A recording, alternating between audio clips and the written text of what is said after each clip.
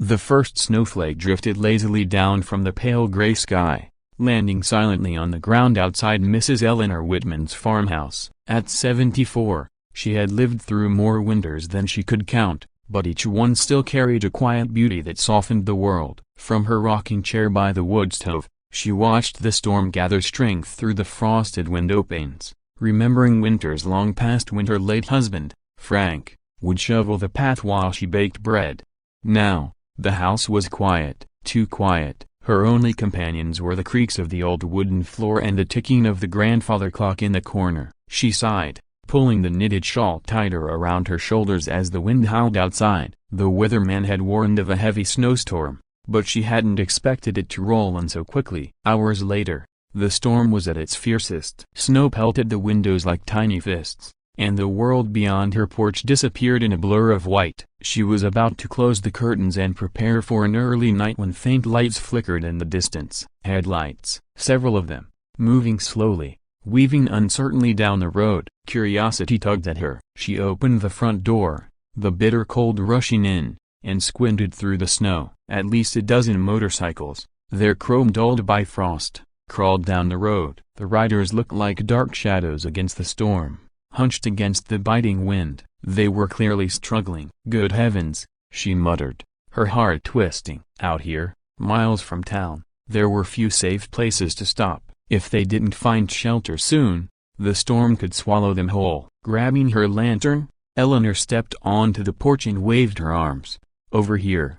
she shouted, though her voice was nearly drowned by the storm. The bikers hesitated, then one raised a hand and the whole group turned toward her property, tires crunching on the ice. Moments later, 15 towering figures dismounted in her driveway, pulling off helmets that revealed rugged faces, wind-burned and exhausted. They looked like the sort of men most folks would cross the street to avoid. Tattoos, leather jackets, beards thick with snow. But to Eleanor, they looked like lost souls in need of warmth. One of them, tall with a scar across his cheek, stepped forward. "Ma'am, we're sorry to bother you," he said, voice rough but respectful. "We got caught in this storm, didn't realize it'd hit this hard." Eleanor smiled kindly, ignoring the fear most people might feel. "Well, standing out here won't do you any good. Bring your things and come inside before you freeze solid." The men exchanged surprised glances. They weren't used to such hospitality. Still,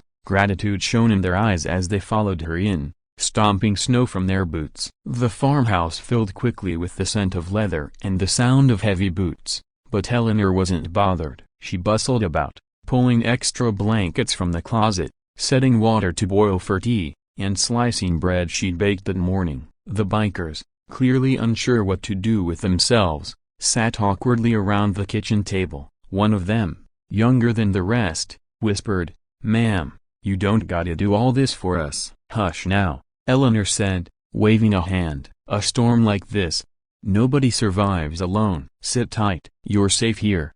Through the night, the farmhouse became a sanctuary. Eleanor's wood stove roared with fresh logs, warming chilled bones. She fed them steaming bowls of vegetable soup and thick slices of bread, apologizing it wasn't much, though the bikers swore it was the best meal they'd ever eaten.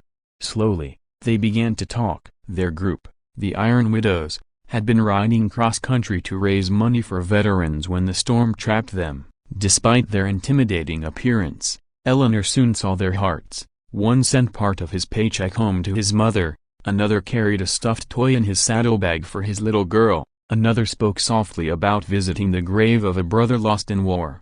Eleanor listened with patient warmth, reminding them of the grandmother many had lost or drifted away from. Laughter, deep and booming, soon filled the farmhouse where silence had reigned for years. For the first time since Frank passed away, Eleanor felt her home alive again.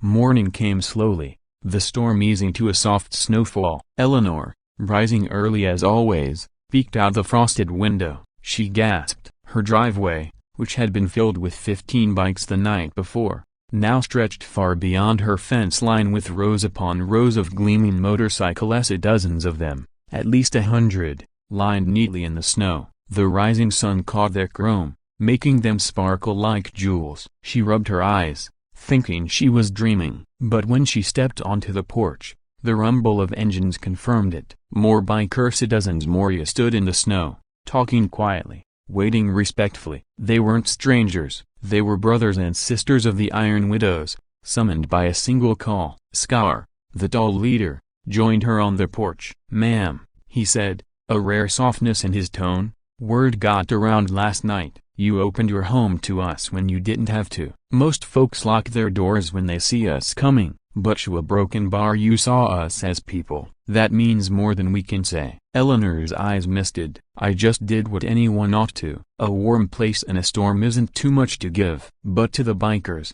it was everything. They had been turned away from diners, motels, even gas stations, judged by their appearance. For an old woman to open her heart and her home so freely, it cut deeper than any act of kindness they'd known in years. Scar gestured toward the bikes lined up outside. "We wanted to show you our thanks. Every rider here came to pay respect. If you ever need anything, repairs, errands, someone to clear your driveway, we're your family now." One by one, bikers approached her porch, each removing a glove or helmet to shake her hand. Rough palms pressed against her delicate fingers, each grip a promise. Some left small tokens, a patch from their jacket, a silver chain, a pin with their insignia. They insisted she keep them, symbols that she was now part of their family.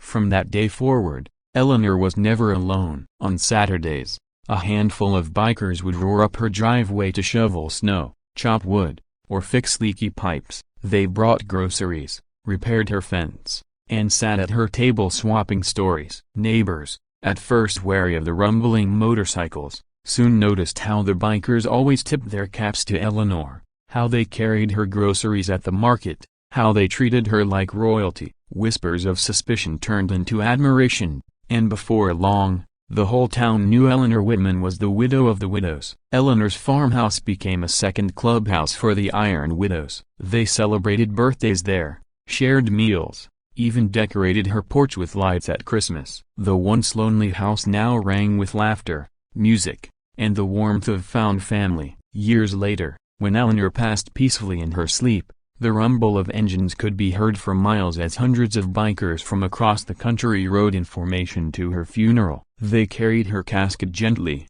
as though she were their own mother, and laid her to rest beside Frank. On her headstone, they engraved words that captured everything she had been to them. She opened her door, and found a family. And for decades after, whenever snow began to fall, rows of motorcycles would line up outside the farmhouse, their riders standing silently in the cold, paying tribute to the kind old lady who once sheltered 15 strangers in a storm and who left behind a legacy of love that no winter could ever freeze.